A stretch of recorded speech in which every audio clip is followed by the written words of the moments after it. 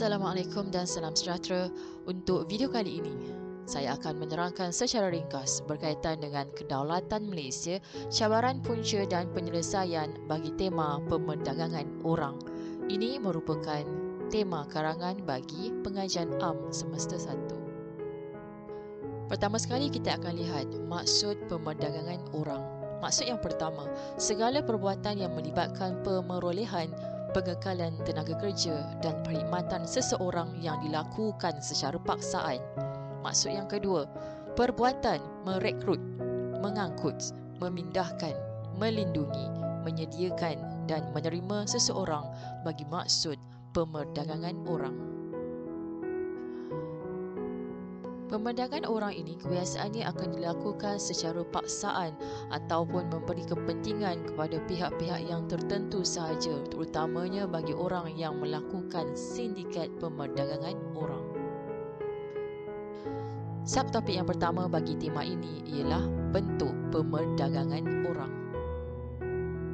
Bentuk yang pertama ialah eksploitasi seks, di mana mangsa dijanjikan pekerjaan dan gaji yang lumayan. Sama ada mangsa ini akan dibawa masuk secara sah atau haram. Mangsa tersebut akan ditipu untuk dijadikan hamba seks atau pelacur. Bentuk yang kedua ialah buruh terikat.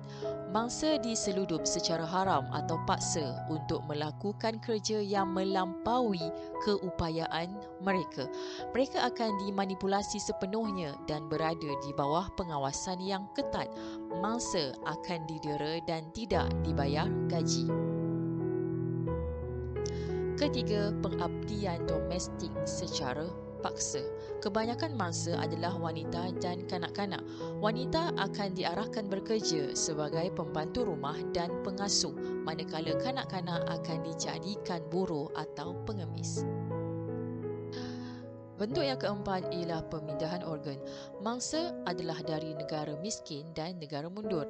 10% daripada 70,000 buah pinggang adalah dari pasaran gelap di negara miskin. Bentuk yang kelima ialah pemerdagangan bayi. Permintaan yang tinggi menyebabkan bayi dijual dengan harga di antara RM10,000 hingga RM20,000. Desakan hidup dan ketidakmampuan untuk menyara bayi terbabit menjadi punca jenayah ini berlaku. Subtopik yang kedua bertemakan pemerdagangan manusia ialah langkah mengatasi.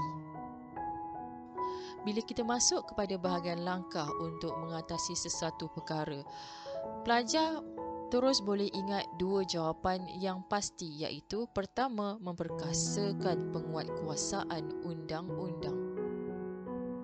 Jika soalan itu ialah langkah, maka jawapan pelajar mestilah bermula dengan kata kerja.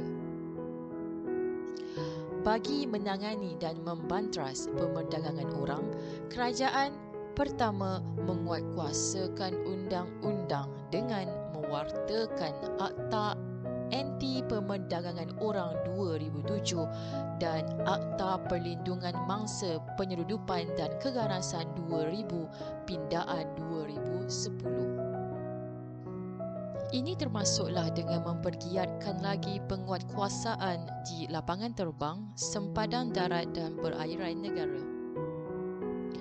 Langkah yang kedua, mengadakan kempen kesedaran mengenai jenayah pemerdagangan orang. Menggunakan semua media-media massa untuk menyalurkan maklumat berkenaan kesalahan jenayah ini, masyarakat akan lebih berwaspada dan menggalakkan mereka bekerjasama untuk melaporkan sebarang kejadian jenayah ini kepada pihak berkuasa. Seterusnya, memperketatkan kawalan sempadan negara. Kawalan yang ketat meliputi usaha menyelaraskan sistem data maklumat kemasukan dan mengemaskini rekod keluar masuk di pintu sempadan. Usaha ini membolehkan pihak berkuasa untuk mengetahui sebarang aktiviti yang disyaki mempunyai kaitan dengan jenayah ini. Selain itu, menjalinkan kerjasama erat dengan negara jiran. Kerjasama erat menerusi jalinan diplomatik antara negara jiran atau negara serantau. Kerjasama tersebut boleh dilakukan menerusi pertama, pelaksanaan operasi pencegahan di pintu sempadan, pertukaran maklumat tentang modus operandi jenayah dan mengenal pasti lokasi utama jenayah ini. Langkah yang terakhir ialah menubuhkan Majlis Anti Pemerdagangan Orang atau MAPO dan Anti Penyeludupan Migran. Fungsi majlis ini ialah menyelaraskan pelaksanaan akta tersebut. Kedua, merumuskan dasar dan program untuk mencegah dan memerangi pemerdagangan orang dan penyeludupan migran. Merumuskan program perlindungan mangsa yang diperdagangkan. Maksudnya, bila ada mangsa pemerdagangan orang ini yang diselamatkan, mangsa ini akan ditempatkan di rumah-rumah perlindungan dan segala rumusan berkaitan dengan program ini akan dikawal selia oleh MAPO. Di samping itu, memulakan program pendidikan untuk meningkatkan kesedaran awam tentang punca dan akibat perbuatan jenayah ini. Semua program yang berkaitan dengan kempen kesedaran awam akan dipegang oleh MAPO. Kesimpulannya untuk tema pemerdagangan orang ialah pelajar perlu tahu apakah bentuk atau jenis pemerdagangan orang yang berlaku di Malaysia dan langkah untuk mengatasi masalah tersebut.